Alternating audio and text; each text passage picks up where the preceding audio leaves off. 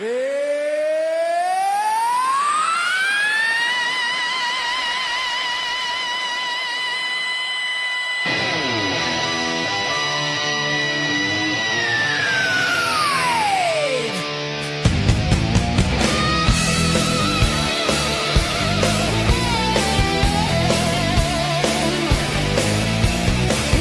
Fried Soundstage, you know we rock hard.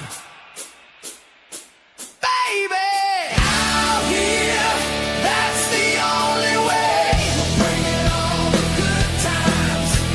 Southern Fried Soundstage, if you want to get crazy. Out here, that's the only way.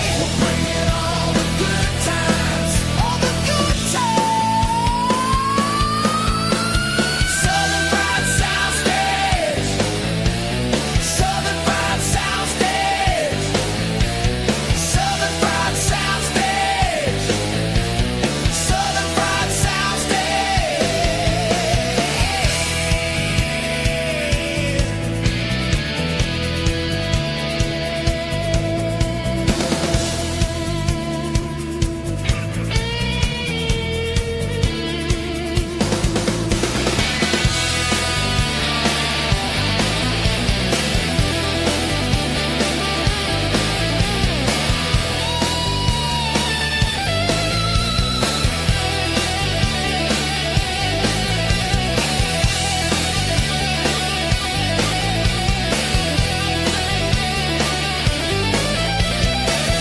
Fried Soundstage. Southern Fried Soundstage. Southern Fried Soundstage. Southern Fried Soundstage.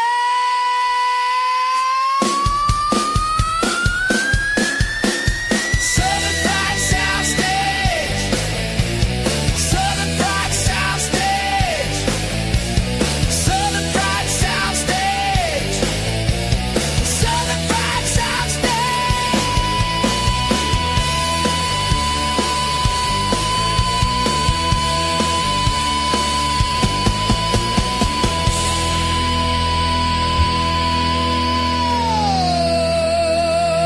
Yeah, Soundstage. I love it. Coming in for a landing here in the middle of the sound stage. To my right, your left, I guess that is, I think that's the way it would be, is Darrell, now known as Midnight Rider. I like it, man. I like it. Thanks for being with me on the Southern Fried Soundstage, where each week we talk about music. We're not claiming to be experts on anything. We are fans. If you want to throw out your comments about a band and correct me, and that is fine. I will go from my own memories, which are fading as I get older.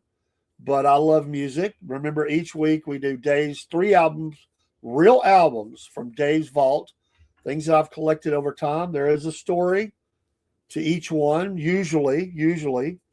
We're going to talk about the year 1973 in music tonight. And we're going to throw in some Fleetwood Mac. And we're going to do all that in about an hour. So that's a lot. We could do one of those and eat up the whole hour. So what's the first band you ever saw in concert there, Darrell? I'm curious. First band I ever saw in concert was Triumph. Wow, the Canadian trio. Amazing. I guess they were a trio. No, that was Rush. I don't remember. I like Triumph. They opened for Ted Nugent. Yeah. In Chattanooga. I went to several concerts with my older sister. She kind of broke me in. God bless older sisters that love music. And but from there on, I don't even know how many concerts I've been to. I've been to so many, and yeah. And in the show, we will talk about concert experiences. That's a part of this show as well. Your personal experiences with concerts, good, the bad, the ugly, and the great. It's all there. I've had some bad things happen at concerts before. Oh, me. I've had some great things happen. I've met some interesting people, and I've heard some great music. A couple of times I heard bad music. over those years. Me and my wife, we both love music. She's been to Woodstock show in New York. Okay. That was she had some real experiences there, I bet. and we just love music. I mean, I guess my favorite genre would probably be Southern rock. Yeah, I mean that's big in our area. I'm really big on '80s, what they call hair metal. I don't call it that, but at the end of the day, I just like good music, and because of where we were born, there's a lot of that genre that I love. But my likes are really wide. I mean, it's way side to side. That's fine. And when I say I don't like a band, that doesn't mean I'm bashing them or anything. It just meant it wasn't my taste. Right. If it's your band, Right. like I'll give you an example. I was never a big fan of REM, but I'm not putting them down. A lot of people loved REM, but I was just never a fan. My sister was the financial advisor for REM. Really? Yes, sir. Well, how about that? You just never know what you're going to hear on the podcast. Yes, she toured with them. Man, goodness, she toured with them on all their major tours. I've met all the members of REM. Ate with them. I mean, incredible, man. I didn't know that. Yeah, you're like Biscuit Boy, man. Y'all got all these stories. Well, they were at Georgia University, that's where they came up at, right? In Athens. Yeah, they did. Yes. Georgia, with the B-52s, and God, there was some other ones too. I mean, that was a great music town. Driving and Crying. That. Of course, the Black Crowes more Atlanta, but that whole city is a music. It's paradise. And I have seen most of my concerts in Atlanta, from the small venue to the largest venues. I haven't been in some years because I kind of quit going, but there's and the prices are horrible today. But my memories are mine, and there's a few bands that I missed that I would have liked to have seen. In fact, and some of them were just I was not allowed to go in the time frame when they were out, and or I just missed them, or they broke up with their dad or whatever. So, Darrell or Midnight Rider, excuse me, hand me the first album in Dave's vault. It's probably got a little dust on it. This one I just have I don't have the album in here, and I don't know why. But this was a band that. Do you like them? Do you like them? That band? Oh yes. This is the Rolling Stones' "Tattoo You." This is the only album by them that I have in my vault, by the way. And it's not because I do. What's funny is I have a solo album by one of the members, but for some reason, I never did buy a bunch of music from them. But I've always liked a lot of their music. I mean, going way back. I mean, there is so many good songs of them that I like, from "Start Me Up," and I mean, you can name tons of them I like. Now, do I know every song? No, that they ever made, but there's a few that I don't like. But this was a good album. Of course, we got the legend on the back as well. But it was a really good album. This was around what was that, 1980? Am I right, Darrell? I believe so. I believe that's right. I have to move my glasses and get out of the progressive. 1981. We almost nailed it. It was probably 81. Recorded in 80, and this was a good album. They were making at that time period. They were making a turn. They were, and like I'm a huge 70s person, and the music that I like from the Stones was the Sticky Fingers album. I mean, their earlier cuts to me they're more raw, and they were bluesier, which was their start. I mean, they were blues-based band. They recorded down at some of the iconic recording studios. Muscle Shoals being one of those. Yes. One of their most iconic songs came out of those sessions. Talented. Oh, very, very talented. And Mick Jagger, I do have his solo album, and it's just I hate that Charlie has passed, and and of course Keith Moon and others that have came along, but they're still out there doing stuff. Amazing. And I think all of them are just about in their 80s now, if not all of them. But you know what? It's amazing. It's when you wild. think about the Rolling Stones, I think when I think of Keith Richards, I think, as much as that guy has been involved with and the problems that he's had, he's still moving forward. A friend of mine was at Bike Week down in Florida, and actually met Keith Richards, and he said it was one of the best experiences that he had ever had. I can imagine. Just talking, he said they were out on the ocean, walking down the ocean, talking about music, and he said it was just incredible. Oh, I can only imagine what that would be like. Some of the songs on here I don't remember, and I don't remember when I got this album. It's funny because most of them I remember. But I know me and my best friend, who unfortunately was murdered, we were partners in music. We just loved music. And I've mentioned this on air that some of our albums were shared albums. And I think the reason that I don't remember, because I think this was one of his. And we shared albums back and forth. We bought some together. We had our own collections, and we were trading albums all the time. And he was murdered, and all his collection is gone. It's sad. I was able to rescue. I think this actually was his album. So it's my best friend, Robert Hodges. I'll say his name. Wow. Murdered 30 feet from my front door. Sadly, a domestic issue. But this album has obviously the title track. But my favorite song on here is one of my all-time favorite Stones songs is "Waiting on a Friend." Waiting for a friend. Is that waiting for a friend? Yes. I say waiting on a friend. Waiting on a friend. I love that song. I went to pick up my granddaughter, and she calls it my old man music. And so we were coming back from Athens, Tennessee, down in Chattanooga, and that came on satellite radio. I was flipping channels, and I went, "Oh, here it is!" And I sung that song all the way home, and my granddaughter's going, "I'm putting my earpods in." She said, "Pawpaw, you're scaring me, like your old man music, But I love that song. It just has I don't know how to say it. It kind of has a haunting sound to it. The way that, and I don't mean haunting in a scary way. It's a mystery kind of thing. I don't know how to describe it. That's the way I describe it for me.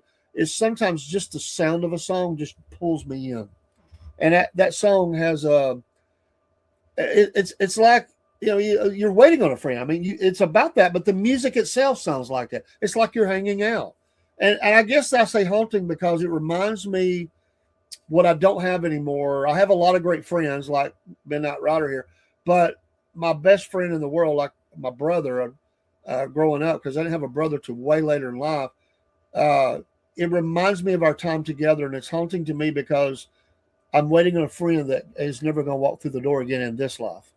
And that's hard. It's very hard for me. It took me 40 years to go back to his grave to make the video I made this past year. I've been to the grave, but that's a whole other story that I've shared before. But I believe, to my friend Robert, I think this was just happened to be at my house, and there's no album in it. So I may have it up there. I may not. Maybe I don't know. Who knows? Number 2. That's number 1. Number 2. And we're going to go over because I'm messed up. Now, I am a huge Hall & Oates fan. Huge. You like Hall & Oates? Yes, I do. All right. Another band that kind of changed over time around that same time frame. And you think about all the great Hall & Oates songs, and so it is Hall & Oates. I'm going to show the album in a second. Hall & Oates, I mean, I think, Sarah Smiles. I mean, but MTV changed a lot of things. A lot of artists did change a little bit. Yes. They're that Philadelphia bluesy sound. They, unfortunately, they broke up, and I hate that. I just love their sound together. But there are, so many great songs from the 70s era. Then when you get in the 80s, it changed a little bit, a little more popish, but a little bit more upbeat too. And so this album, oh yeah, there they are on the cover, and this was a really good album, which still had some of that. This was kind of I'm trying to look at the year here, and they've got this thing written so crazy. Sorry, I have to do my glasses again. This was 88. 88. So it was a little bit later. This was later in the decade. So they did the video thing. They were doing videos and things. So,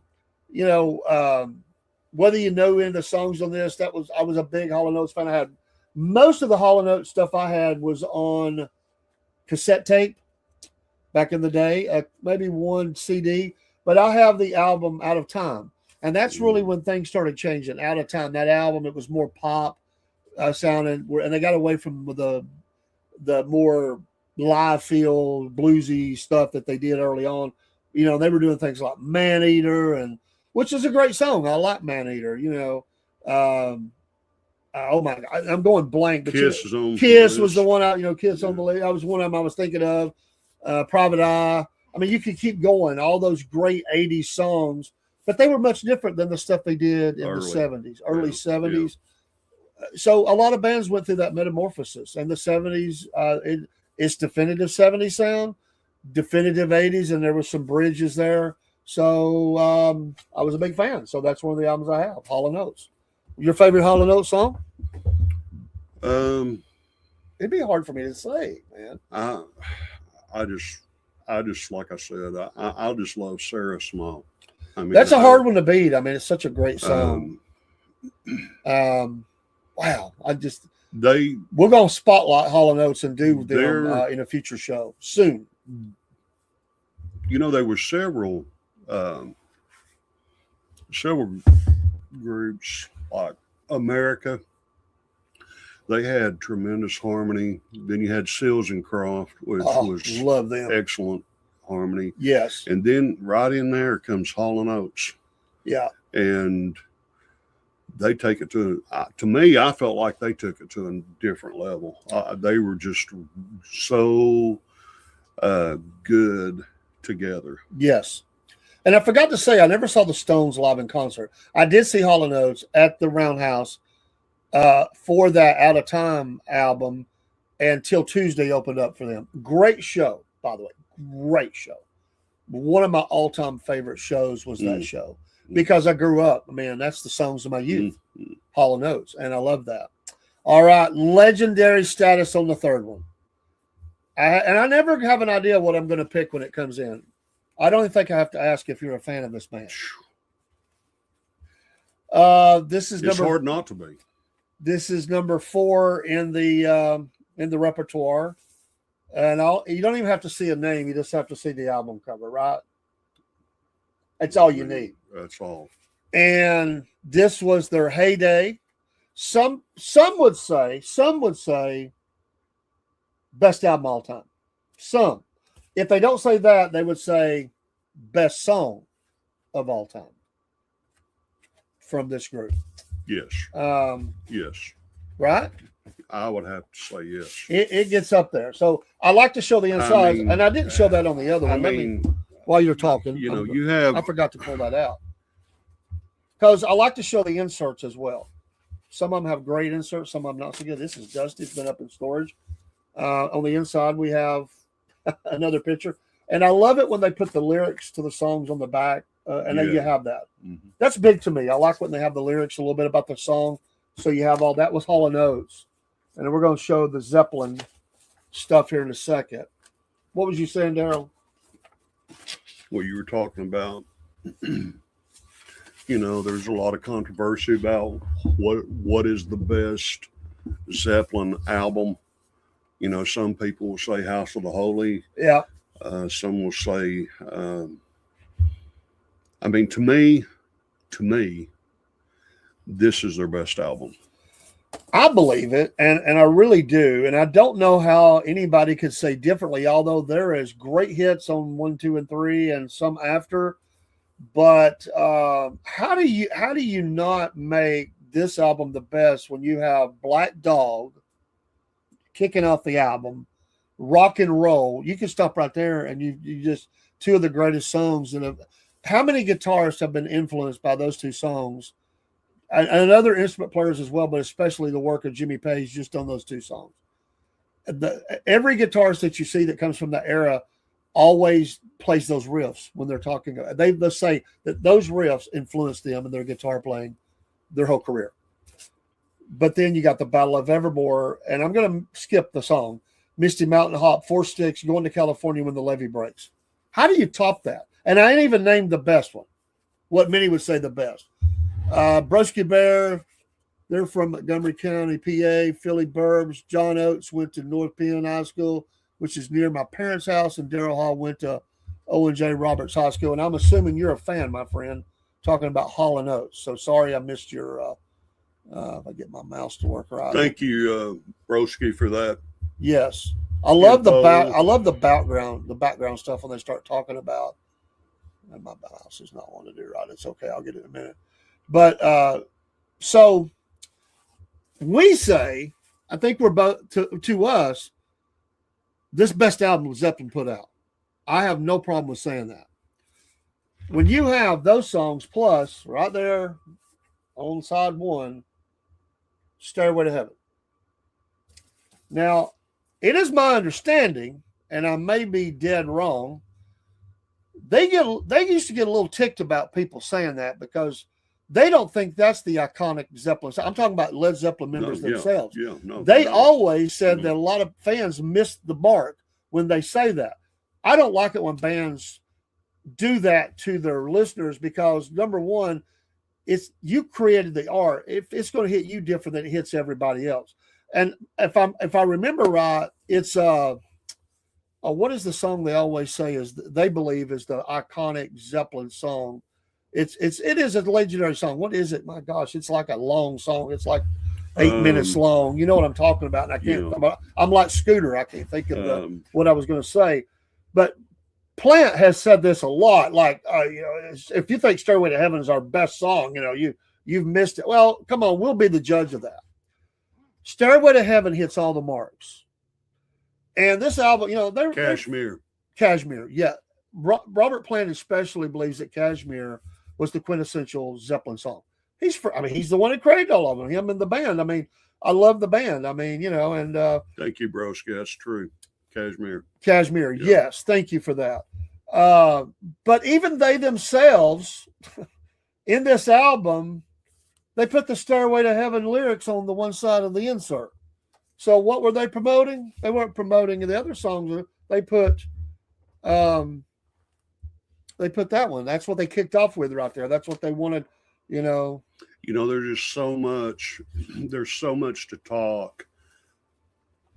You could talk months about Led Zeppelin. Sure. I mean, there's so much to talk about when you talk about Led Zeppelin. I don't know. I mean, everybody has opinions, but I don't know if there was ever I don't know if there was ever a greater rock band than Zeppelin. And that is the debate. I mean, there's a huge debate about it, but I don't think you can debate it. I mean, and I get people have a lot of feelings about this because they like different music. But when you look at the amount of work that they did, I know they're taking old blues standards and they're goosing all that up. But listen, there's several reasons for that. Number one, and we could list probably 10 off the top of our head of why they have to be the number one band ever.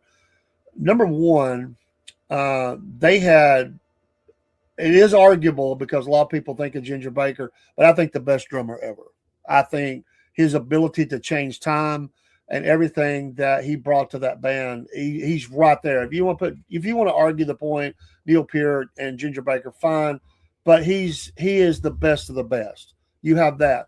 You have Jimmy Page, who before there was ever an Eddie Van Halen on the scene, Jimmy Page was a huge session player, making his mark all over thousands of songs. And then he comes along and just blows everybody away. He was the guy that blew everybody away before Eddie came on the scene. That's nothing against Eddie. Jimmy Page was making his mark and influencing millions of guitarists way before Eddie came around. Way before. If you ever listen to the Yardbirds, yeah, I mean, their music was, they were creative. It's almost like when you look at Cream, those 60s, I call them psychedelic bands, but yeah, just when he comes out and joins in with Led Zeppelin and they begin to form the group. Yeah. John Paul Jones, probably one of the most underrated bass players. You took the words out of my mouth because he's a man. He did everything and he did it great. I mean, he set the course for the band. He set the course. He is amazing. He's like the Lindsey Buckingham of bass guitar because of all the different sounds he can get out of the stuff that he did. There's a lot of people can't follow Lindsey. It takes 2 guitars to do that. Well, and there's a lot of great bass players, but he did more than that. The keyboards and all the stuff. You know, he's one of those guys that was playing with his feet sometimes. It's like a Geddy Lee or something. I mean, not for singing. You know, he's okay with singing, but it's the work they do, the artistry that they do is crazy. And I don't think he gets enough credit. I really don't. And you know, you have to bring this up. I know a lot of people don't want to bring this up when they think about Zeppelin, but Zeppelin was very mystical, David. Very mystical.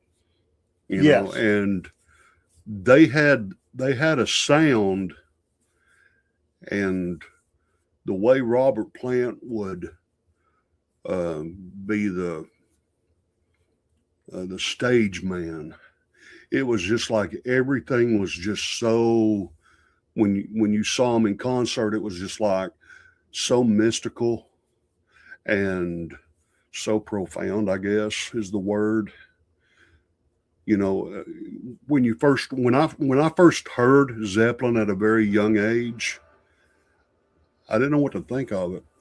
I mean, it was just, to me, it was overwhelming. Yeah, it just grabs you. The sounds. Yeah. And Jimmy Page deserves all this credit because he was the producing all this. I mean, he set up all these. This guy was the early guy, and there might have been some others, but this was the guy that was setting up mics in unusual place, recording in different rooms, getting different sounds out of different things. He was a genius in that way. Yes. An absolute genius. And squeezing all that music on an album. There was limitations there. And that's the best place to listen for all music, but especially Zeppelin is off the album. You just can't get all that off this digital stuff. Do you remember the story? I don't know if you remember the story. You might could tell it. Do you remember the story about when they first wanted to cut Stairway to Heaven, and it was a lengthy song, and they didn't know if the radio stations I've heard talk about that. would play it? Yeah. Do you know the story behind that? I don't know if I know the full story. Yeah. Do you? No, I don't. You don't? But I've heard it was mentioned that there was kind of controversy about it first when they decided that they wanted to release Stairway to Heaven for airtime play. And they said, it's too long. People will not, it won't get a lot of airtime. People won't.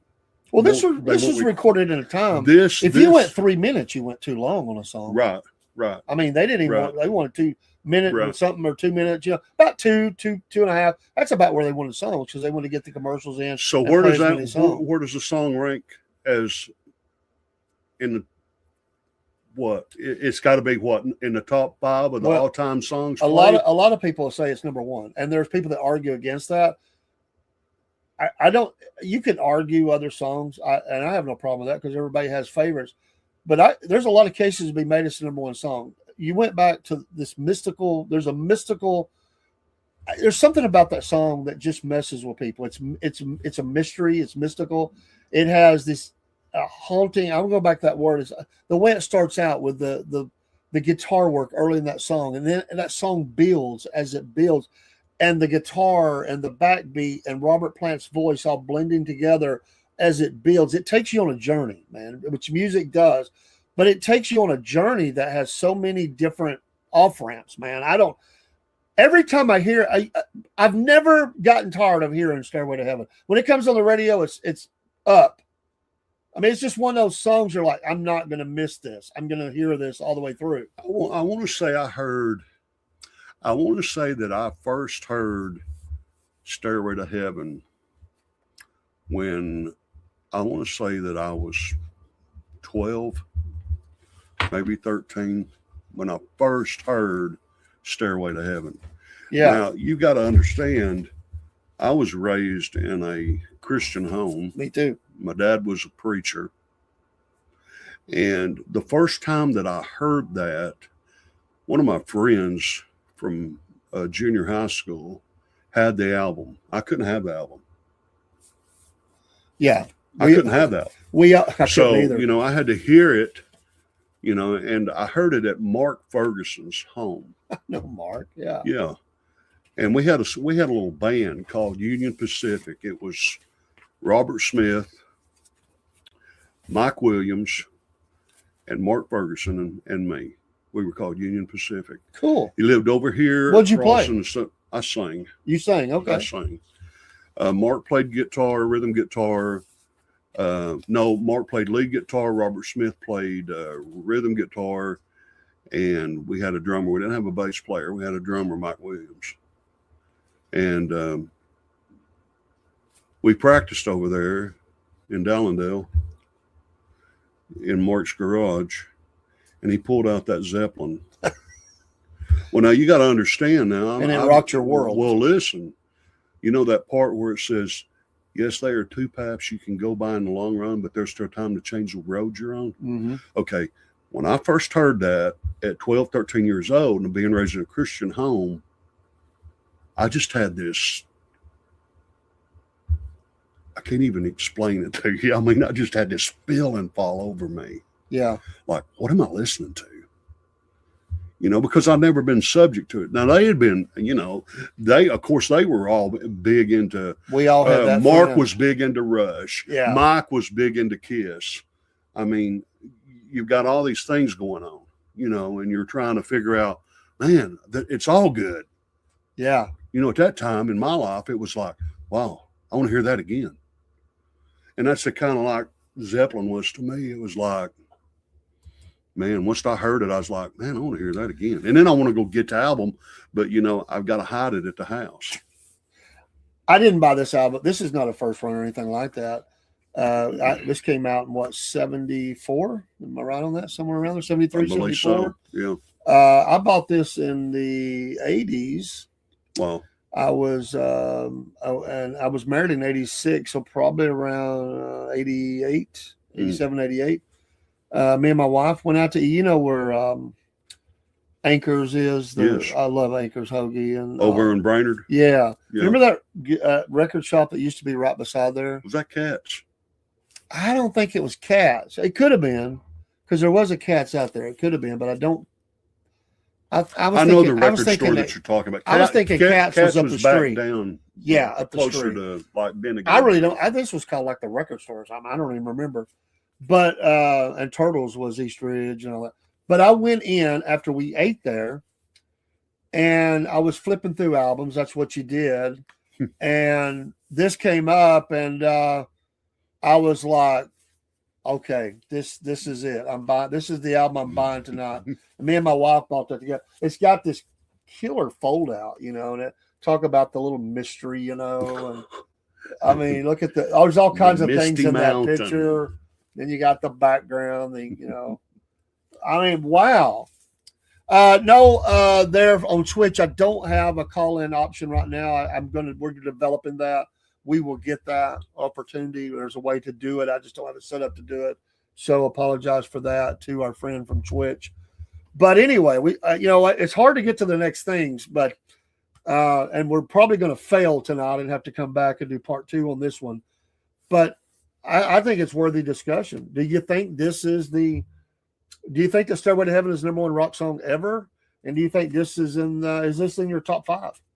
If you're our age, you probably have got that. You've got this in your top 5 for sure. And I would like to hear somebody. What do you mean, top 5 albums? Yeah. Yeah, it's in my top 5. Who would you put up there if you could think off the top of your head to meet it, to be there with it? To be there sharing, with that album? Sharing top 5 status. You can think about the answer next week if you want to, but because there's some great iconic albums. Don't get me wrong. I mean, we mentioned the Allman Brothers. We mentioned Leonard Skinner. There's a great album. I mean, there's a lot of stuff that I like. A lot of different kinds of music. But man, I mean, I'll tell you. I'll tell you an album that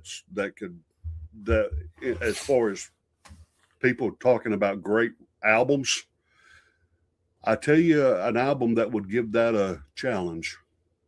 And that's Dark Side of the Moon by Pink Floyd. And we're going to talk about that in a minute. It is around the same time, maybe the same year, maybe. It was a great album in its own right, too. And I had that album. And I saw Pink Floyd. I never saw Zeppelin. They were Before I ever No, went I to my never first saw. I never concert, saw Led Zeppelin. they were done. And of course, then it was solo career. I never saw Robert Plant or anything. I did like, as a side, I did like Coverdale Page. I did like that album. Great album, by the way. It brought back a lot of memories. But late in their career, some of their stuff, I mean, they were deep into the drugs and alcohol, obviously. Some of their later stuff, it was some good stuff there, but it was challenging. They fell off the map a little bit before. But, you know, when someone major dies like that, it's almost like it cements it. It's like it stops time. They were never the same. And, you know, and just think about that scene where all these came out of in England and how great all these people were in different bands, and how they ended up together. That's amazing. And the whole Yardbirds thing. I mean, wow. Crazy. Wow. Jimmy Page was into the occult, and a lot of his stuff was, you know, occultish looking. I mean, occult looking. Yeah. He was deep into that. I mean, there's no denying that. But I do like that they got back together for the O2 shows with Bonham's son, Jason. Yeah. I'm glad they did that. I think they needed it. The fans needed it, and Jason needed that. You know, it was a good way. They were never gonna tour again together. That was a nice thing to do.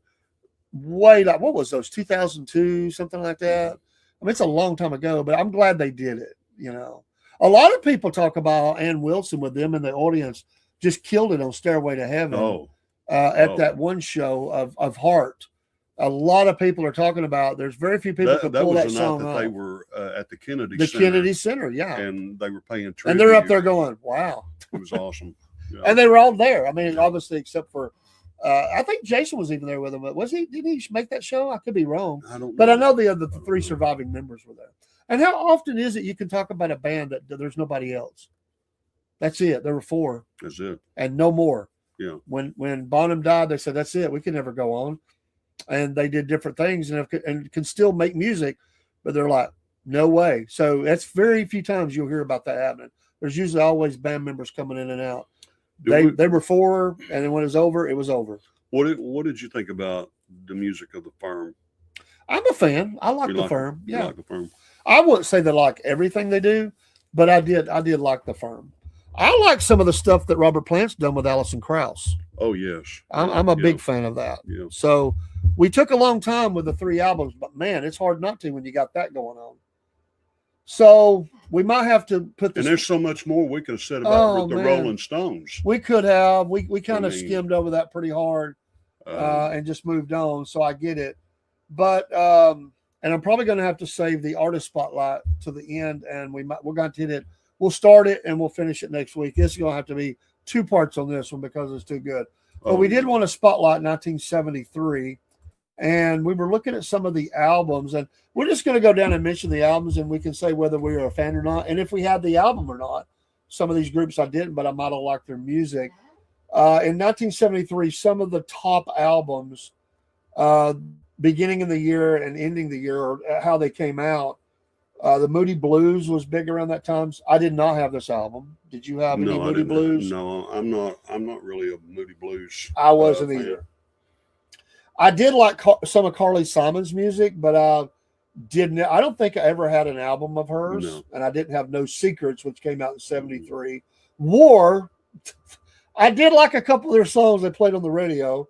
The World is a Ghetto was the album title. I didn't have that album title. It came out that year. Elton John, Don't Shoot Me, I'm Only a Piano Player. I always liked Elton John. I liked a lot of his music.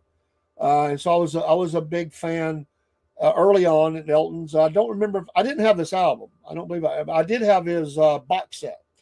I did have Elton John's box set and a couple of CD or cassette tapes. I don't know if I ever had an Elton album. That's a good question. My wife's a big Elton John fan, so she loved it when I bought Elton stuff. And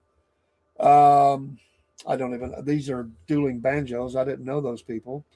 Diana Ross, The Lady Sings the Blues. That's an iconic album.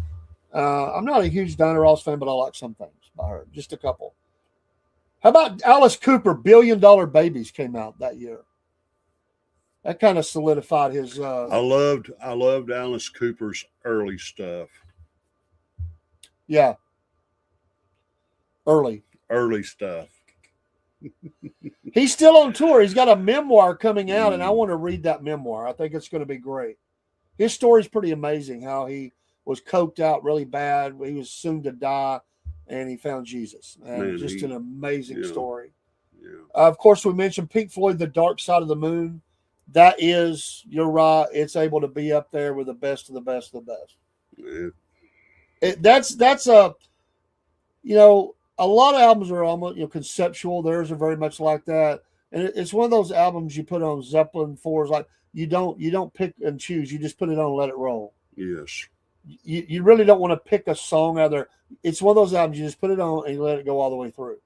Zeppelin 4 is that way. That's you know, that's why LPs coming back was just such an amazing thing, because like when we were growing up, Dave, you could put your LP on the turntable, put the needle down, let the music play, and hear the entire album. And when you do that with Zeppelin and Pink Floyd, you're like, that was incredible. It was an incredible experience. It's an experience. It takes you on a journey. Yes. There's a lot of thought that goes in that, of how they lay those tracks out. What, you know, and that side one of Zeppelin, I mean, side two was amazing, but what a power punch. Because a lot of people say you got to make side one hit hard, because some people may never flip the album over.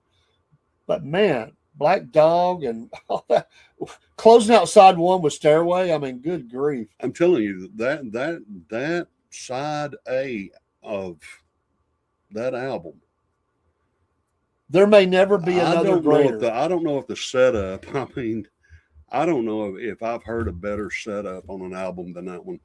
They had to know, the record company had to be going, yes, my gosh, you've been doing great work, but wow, listen to this. Dark Side of the Moon, great. Elvis Presley, Aloha from Hawaii. My mom let me sit up and watch the concert.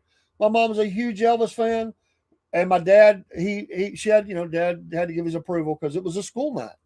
And we set up the satellite beam. That was the first time I ever heard of that. Great show. Elvis was still Elvis. He hadn't put on all the weight and everything, and it was a great show. That album, I'm sure, sold really well and continues this day. And in 73, you had Zeppelin, Houses of the Holy. I mean, they just hammered it, man. From 69 to about 75, they were the best. The Beatles, 67 to 70, the name of the album. Of course, they broke up in 70, so they're trying to milk that. Apple was, and I'm sure they made a lot of money. Paul McCartney and Wings. I was a fan of Paul McCartney and Wings. Red Rose Speedway. So you a fan of the Beatles? I am, but not as big as a lot of people are. And I get heck for that. Yeah, me too. I do too. I mean, I'm not putting them down. There's just a lot of quirky songs I have that I'm not a fan of. Well, I'll never forget one time me and a guy was talking. He was it was Mark Ferguson. He was a huge Beatles fan. And I remember saying one time, I said, man, I don't know. They're just overrated. My goodness, man. You would have thought I cussed his mom out or something. I mean, it was like, what do you mean overrated? I thought, I don't know. I mean, they're talented. I mean, I like a couple of the early songs where they're screaming. It's kind of upbeat. But I like Hey Jude. I like Hey Jude. I mean, there's some songs. What do you think their best album was? The White Album? I mean, probably. I guess, but there is a contender for that. I think but probably that's what most people say. And hey, that was a big machine. That working with who they worked with. Oh man, they had it going on, and two of the best songwriters ever. I mean, really. And that's not to say because the other two produced a lot of music too, but Lennon and McCartney was the duo that was as big gets for songwriting and coming up with songs. And I didn't like everything that Paul McCartney did after the Beatles, but I liked a lot of it. And I did like some Lennon stuff after. So, But I did like some Paul McCartney wings. A lot of people pick about his wife not being able to sing and all that, but hey, George Harrison put out "Living in the Material World." I never had any George Harrison music, but I did like some of his stuff. Chicago 6. I like some Chicago. Or I read a story today that Jimi Hendrix heard them and told them he wanted them on his tour. They opened for Jimi Hendrix at one point for some shows. Chicago? Yeah, I never knew that. I didn't either. This was way back, obviously, because he died pretty early. But he heard them and he loved their sound, and he said, I won't use the words he used. Very talented group. He come back and told Peter Cetera told the story. He said, I want you Blanky Blankers on my tour. You're opening for me. And that was just that. So they said, absolutely. The Allman Brothers, all brothers and sisters. Great album. Yeah. And what year did Dwayne die? Let's see. 71? 68. I mean, he was off the scene pretty quick, man. I'm going to say 70. I'm going to say 71. I think it was 71. And then who was the other one? Barry Elton? Yeah. 6 months later or something like that. Yeah. Watch out for motorcycles. But the Allman Brothers were putting out some great albums and some great music with Dickie Betts, and I like the Allman Brothers big time. The Rolling Stones, Goat's Head Soup. This is in their heyday. Elton John, Goodbye Yellow Brick Road. Great album. Massive album that we talk about there. That's a few of them. That list didn't have, I think we missed some that I wanted to mention. They mentioned Stevie Wonder, Intervisions, Genesis, big back in the day. Selling England by the Pound was the album they had. That's when that era when they had Peter Gabriel singing lead. They were a progressive rock giant. I mean, they were. If you go back and listen to their right when they started Genesis, Peter Gabriel was incredible. I know a lot of people not like Peter Gabriel fans, but if you like progressive rock, they're right up there on the top. Quadrophenia, The Who. Wow, that was. I mean, that 73 is a good year. Paul McCartney Wings, Band on the Run, huge. Got some Iggy and the Stooges here, Raw Power. Wow. David Bowie, Aladdin Sane. David Bowie, that was his heyday. Can, Future Days, I don't know this orchestra. Marvin Gaye, Let's Get It On, big album. How about Waylon Jennings, Honky Tonk Heroes came out that year. Yes. Little Feat, Dixie Chicken, wow. Roxy Music, Paul Simon, John Prine. A lot of people, around here like John Prine. This number 20, it's in my top 5. Oh yes, pronounced Leonard Skinner. Yes, it's in my top 5. They come out of the gate just a magical, man, magical. Steely Dan. Always liked Steely Dan. I did too. Yeah. I was never a big fan of the New York Dolls, but they definitely had an influence on a lot of musicians and people. Carlos Santana, who's still amazing. John McLaughlin, Love, Devotion, Surrender. Bob Marley. I was never into that music, but he was huge. Catch a Fire. Who else here? We mentioned that. Marshall Tucker Band. Man, they're so good. And just called the Marshall Tucker Band. And the Eagles, just called the Eagles. Yeah, man. You don't have to say anything else. The Who's Next came out there. I liked it. Did you ever listen to Buckman Turner Overdrive? Oh yeah, they're good. Oh yeah, back in the day, yeah. The Kinks out there, the Faces. That was a power packed band. The Faces, they don't get near the credit that they should get, honestly. So, Rod Stewart. Yeah, Rod Stewart. I mean, amazing. Well, what's his first name? His last name's Wood. Played with the Stones. Oh, Ronnie Wood. Yeah. Yeah. And he's one of my all-time favorite guys. I love Ronnie Wood. Love his playing. Yeah. But you go back and look at the Faces, and you're like, wow, what a group. But that was the way it was, man. There was these power groups. It was like, 10cc, or there's different ones. They were just really good. I mean, they were legends. I mean, they're Hall of Famers, and then they were in these little bands. I say little bands because sometimes the band didn't last 6 months, but they'd put out an album, be legendary, and then they'd break up, move to another band. Or the Yardbirds. I mean, Did you ever listen to Traffic? Oh yeah, I like some stuff by Traffic, and of course, what's the main guy? Steve Winwood. Steve Winwood, big fan of his. Extremely talented guy. Man, it's a great comment there. Sorry, our fire kicked off. It's okay. We've been on a while tonight. It got tired. The fire went out. It's still on here. It just kicked off the Wi-Fi. But 1973 was great. All right, in the time we have left in our hour, and if you have a favorite album from 73, email us or mention it this show or the next show or whatever. That's some of them. I'm going to say we might not have hit yours, but iconic albums. We're going to start talking about Fleetwood Mac. I am a huge, always have been fan of Fleetwood Mac. Now, I know a lot of people, and of course, I was born in 65. I don't mind saying. In the 60s, they came out of all of that English blues, and they were a blues band back in the day. And they had one of the greatest ever guitarists who, unfortunately, his mind got shot to pieces by drugs.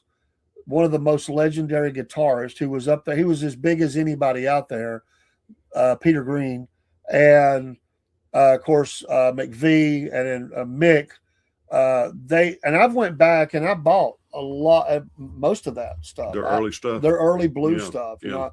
And I went back because when I became a fan of Fleetwood Mac, and no, it's not Rumors. I was a fan before Rumors of Fleetwood Mac. But you got to go back to, I always like, what's the guitarist's name?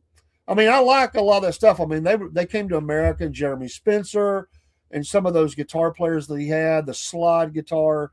I like a lot of that. But where I became a fan of Fleetwood Mac was, what was his name? Bob, what is the name of that song? It's still one of my favorite all-time 70s songs. He's deceased now, but he was in the band for 2 albums, and he kind of made him a radio before. I mean, what was the name of that song? I feel like Scooter tonight, and I can't even think of. I'd have to look it up, but.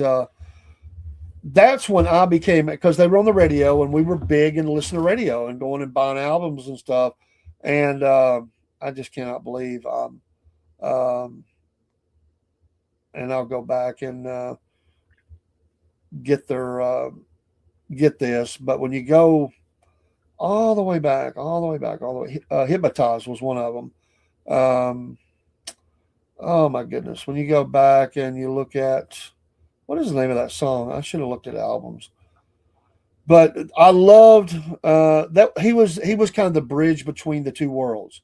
He was a bridge between the early blues stuff, and when you get to Lindsey Buckingham, the Buckingham Nicks when they came in.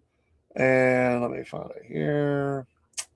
Golly, I hate when I do that. But you get they had in 1969 they put out The Pious Bird of Good Omen. 1969 they put out Then Play On. Yes, and I had that one. And then you move in, and they did a blues jam. I mean, some of them sat in on a blues jam, and that blues jam, it was volumes 1 and 2 in Chicago. Mm-hmm. And then 1970, they had the Kiln House.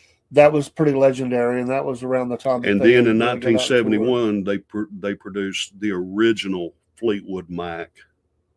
And then in 71, Future Games, 72, Bare Trees. Yep. 73, Penguin. 73, Mystery to Me. And this is around the time that the sound started changing.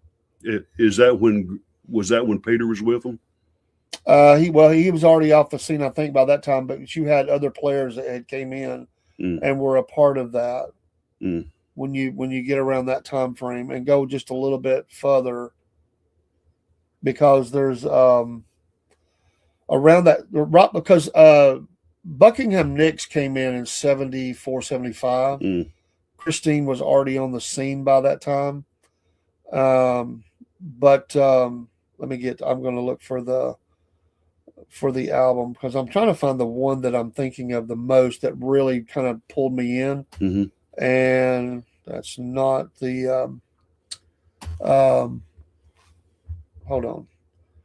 Sorry folks. No, you're fine, I'm trying to find that particular one because it is still played today. It's been covered by a lot of different people, and I got in the wrong thing here. Hang on. And there is 3 distinct different bands, really. I mean, when you think about the band, they're very different. I mean, there's a lot of difference between. Oh, I failed to mention Mr. Wonderful, 1968. Yeah. Peter Green's Fleetwood Mac, 1968, and 1968, 79, 36 South Roads. Yes. So when and I'll find it here. So some of the early players, Jeremy Spencer, Danny Kerwin was a big player with him back in the blues days. You had Bob Weston, and there was some. But when you get the guy I was thinking of was Bob Welch. Bob Welch. And I said Bob, but I couldn't get the Welch part. And unfortunately, he's not. He died in 2012 in Antioch, Tennessee. Who actually, else did he play with? well, he was solo, but he did some stuff before that. But with one of the things, and he kind of came along like one of the guys took off and became part of a religious group at one point. There was some other people that came in and out. But when he came in, and I'm trying to find that. Oh, and you had the fake band too. Don't forget about them. While the Fleetwood Mac, the real band, is out in Africa somewhere, listening to drum beats or kind of working with these, going way back. And there was a band that toured as Fleetwood Mac, and they had to be sued. Oh, wow. Oh yeah, there's a whole story there about it. If you read Mick Fleetwood, So is that why they put up the real Fleetwood Mac? Yes. Yeah, there was. I was wondering when I saw that a minute ago. I thought they had to fight to get their name back and everything. It was wow. a big old mess. It was ugly. So around that 74 time, it was 74 is when Buckingham Nicks came in, but 73, early 74, you had Bob Welch in the band, and what is the name of that song? Let me find. Because I hate it when something's on the tip of my tongue, and then it just won't come out. So let me go to Discover here, and you get to. Let me go back. Going back, and watch it not. Sentimental Lady. I couldn't. Sentimental Lady. Yes. Bob Welch signature song. He had a couple others, but Sentimental Lady. I loved that. Was played on the radio. That's what hooked me into Fleetwood Mac. And I'm sorry, I just could not get that to come out. That was 72. He had actually. He put that out himself. He did. Yeah. He did. Okay. Yeah. But he also did it. That's why when you said Bob Welch, I thought, yeah. I have heard. He got a lot of mileage out of that song, and other people have covered that song. It's a great song. And I really like Bob Welch. I like his playing. And what Mick Fleetwood gives him a lot of credit for bridging the band between the times of Peter Green, Danny Kerwin, all these other players, to the time when they became the quintessential band that everybody knows, legendary with Buckingham Nicks. But Sentimental Lady, poor Bobby was losing hair. You know, I mean, it's an early picture of, if you can see that, of Bob. But unfortunately, he had a tough time after that. I mean, Ebony Eyes is the other one. Ebony Eyes. He put out that. Yeah. That was later after he was out of the band, 78. But Ebony Eyes I love that song too. Anyway, it's classic 70s sound songs. Classic 70s. But then, as the story goes, Buckingham Nicks, who had an amazing album, both songwriters, they were boyfriend and girlfriend living together. Speaking of Nicks and Lindsay, and they were at the iconic studio, and Mick Fleetwood was there, and he hears their stuff and meets him, and the rest is history. He says, I want you to join the band, and he says, we come as a package or we don't come at all. And I bet Mick Fleetwood's kissing the ground to this day that he said, yes, I'll talk to Christine, but if she's okay with it, we'll bring her in too, and bring her in. Like, she wrote some iconic songs for Fleetwood Mac. Oh, yes. Yeah. So you had the they got together. Are they in your top 5? Fleetwood Mac? Yeah. Oh yeah. Yeah. I love their stuff. I mean, Rumors is one of the best-selling albums of all time, and continues And it could be up there to too. sell to this day Yeah. very, very well. I think it's safe to say it's over 40 million albums sold, something like that, Man. and continues to sell. But you know, they let's see, because the album right before that was a good album. But then you had Rumors, those sessions produced a lot of songs, too many songs for the album. Again, limitations to time and space on the album. And one of the songs that got squeezed out, and I think that Mick was the one who had to break the news to Stevie. She wanted to do a song on there, Silver Wings, if I remember right. Silver Springs. Springs. Sorry. And she was ticked off because she wanted to give some proceeds of that, I think, to her mom. She did it later. A great song. But Rumors was, the sessions were so great, stuff got left out. But what do you leave off? What do you take off? There was only, what could an album, in 60 minutes max, could you put on an album? I think so. Paul Biscuit Boy says, "Looking good, guys. Rumors is one of my favorite albums of all time." So yeah.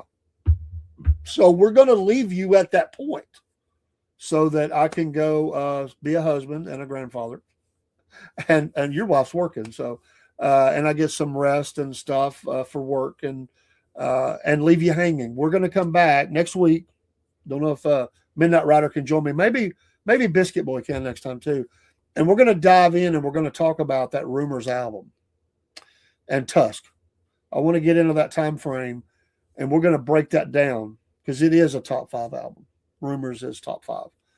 And we'll talk about Tusk, and we'll talk about the issues with that and the band and the drama and the affair that happened that nobody knew about for I'm a looking long forward time. to that, Dave. You're looking forward to that? I am, because I've always been a fan of Fleetwood Mac, but I've never dived deep into the history of Fleetwood Mac, and especially the controversy that went on with the band, and I just tried to. They wasn't a band that like I was like involved in enough to just say I really want to check this out and find out about it. But if Thank it you, was. brother. But yeah, I mean, that'd be great, informative. There's for a me. lot of stories, and we'll dive in and talk about the Yeah. fake band and what was going on with them. This thing lasted for years. Now, see, Cost a bundle of money to the I'll band, learn too. that tonight. It's fake its own band. story. We'll talk about the Jeez. affair that Mm. Stevie was very upset that got revealed in Mick Fleetwood's memoir. Mm. We'll talk about the dynamics of the relationships, what happened at that studio, and how did they ever produce an album like that with all that going on. Mm. It's amazing. And we'll talk about the songs themselves. We'll break down Rumors, and then we'll dive into Tusk, and we'll talk about the legendary status of each member of that band, because there are let me say this and we'll get off of here. There are a few bands where everybody is uber talented. We mentioned Led Zeppelin. Led Zeppelin is like that. The Rolling Stones are like that. Well, Fleetwood Mac is like that. The Eagles are like that. Leonard Skinner is like that. Everybody could be an artist on their own, seriously, and they were. I don't know. Yeah, they were. They were solid. Maybe not Skinner. Maybe not Skinner, but they were all top of their game at what they did. But they did do some stuff outside of there that was top notch. But you take the Eagles, each one stars. You take the Fleetwood Mac, each one stars. Even though that maybe John McVie didn't do his own stuff, but he's a legend. He's a legend. Was the band nearly called? Was the band called Nearly Nicks? No, no, it was not going to happen. It was, but there was a lot of talk about, I mean, you get it. I mean, you got John McVie and you got Mick Fleetwood. We'll also talk about the awkwardness of Mick. We'll talk about a lot next week. the awkwardness of Mick Fleetwood growing up. He had a interesting history a little bit. Why did he wear those two little metal balls? We might talk about that too. He's an odd dude. An odd dude. Lives in Hawaii. Very mystical. Very mystical. Yes, we will talk. Stevie about is that. too. Stevie is too. Thanks for the light, Biscuit Boy. Yeah. Okay. Lindsey Buckingham, Christine McVie, God rest her soul. She, what a dynamic. And how did they ever do it? How did they ever do that with the amount of drugs that was being snorted through their nose? Noses, every single one of them. And another, what do you call it's like artists are odd people, and some of them are really hard to deal with. And I would put Lindsay in that group, but man, he produced a lot of great stuff. Oh, a lot of great stuff. I mean, it's because of him that they got there. But he's another person that I think is underrated. Oh, he's absolutely underrated. Do you not agree with that? Absolutely. I mean, geez. And then his eventual firing from the band, which is a sore spot. But next week, folks, this is the Southern Fried Soundstage. Maybe Biscuit Boy can join us next week. Whoever else wants to join. I love this show. We're fans. We're fans of the music. And we'll talk about it next week. Good night, folks. Good night. Have a great night. And we'll see you in the morning with the Cornbread Man morning show. Unless something goes crazy, we'll see you at 6 a.m. Take care. Southern Free!